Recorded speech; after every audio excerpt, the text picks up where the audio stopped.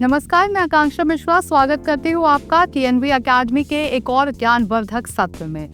आज हम चर्चा करेंगे एक अत्यंत महत्वपूर्ण विषय पर, प्रशिक्षण की योजना कैसे बनाएं, और वो भी अंतर्राष्ट्रीय मानक ISO 10015-2019 के अनुसार।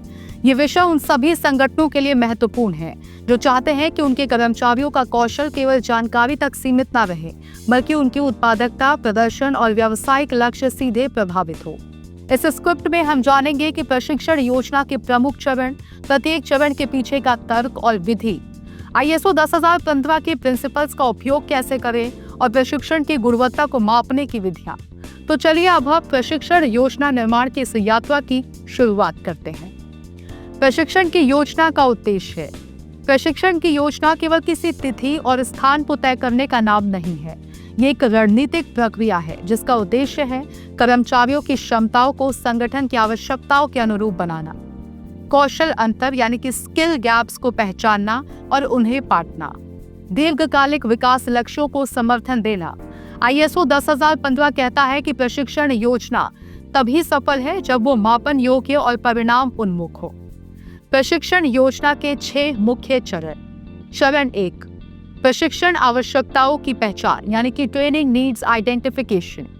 ये सबसे महत्वपूर्ण कदम है। यहाँ हम ये तय करते हैं कि प्रशिक्षण क्यों देना है और किसे देना है।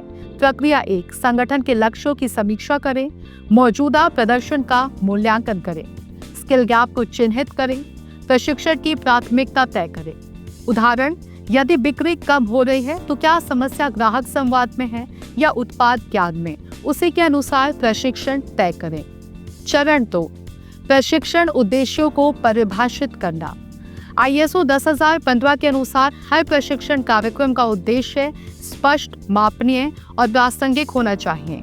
स्मार्ट ऑब्जेक्टिव्स मॉडल का उपयोग करें। स्पेसिफिक यानी कि विशिष्ट, मेजरेबल यानी कि मापनीय, अचीवेबल यानी कि प्राप्त करने योग्य, रेलेवेंट यानी कि प्रासंगिक और टाइम बाउंड यानी कि समयबद्ध।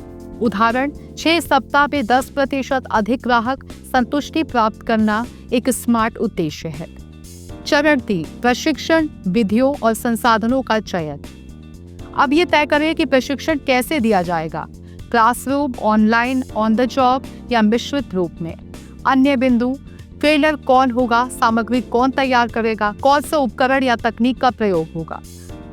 अडल्ट लर्निंग प्रिंसिपल्स जैसे केस स्टडी, रोल प्ले और चर्चा आधारित शिक्षण को प्राथमिकता दें। चरण 4, प्रशिक्षण कार्यक्रम का डिजाइन। ये चरण प्रशिक्षण को रूपरेखा देता है। पाठ्यक्रम सामग्री तैयार करें, एजेंडा, समय सारणी और ब्रेक तय करें। प्रैक्टिकल सेशन, केस स्टडी और मूल्यांकन टूल्स जोड़ें। उदाहरण, यदि प्रशिक्षण कस्टमर कंप्लेंट हैंडलिंग पर है तो इसमें कॉल, सिमुलेशन और रोल प्ले को शामिल करें। चरण 5, प्रतिभागियों का चयन और प्रबंधन।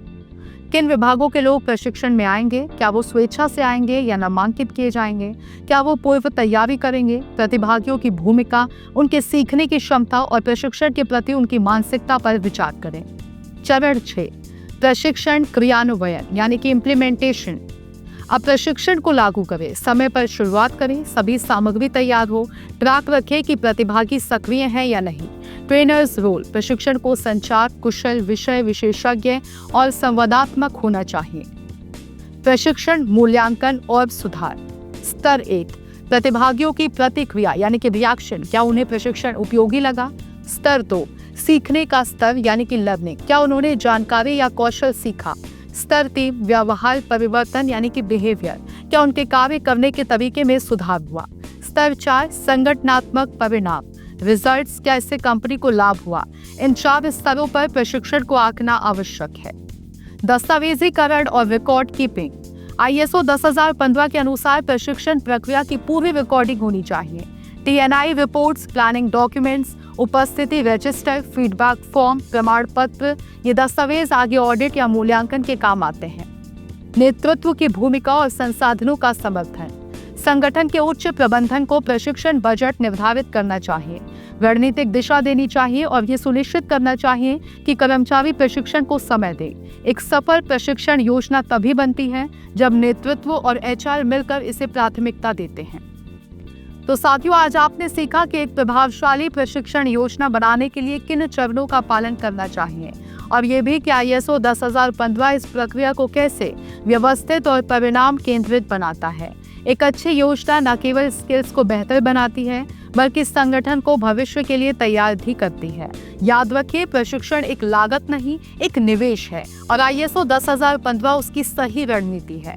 धन्यवाद। जुड़े रहिए TNV अकेडमी के साथ, सीखते रहिए और बढ़ते रहिए।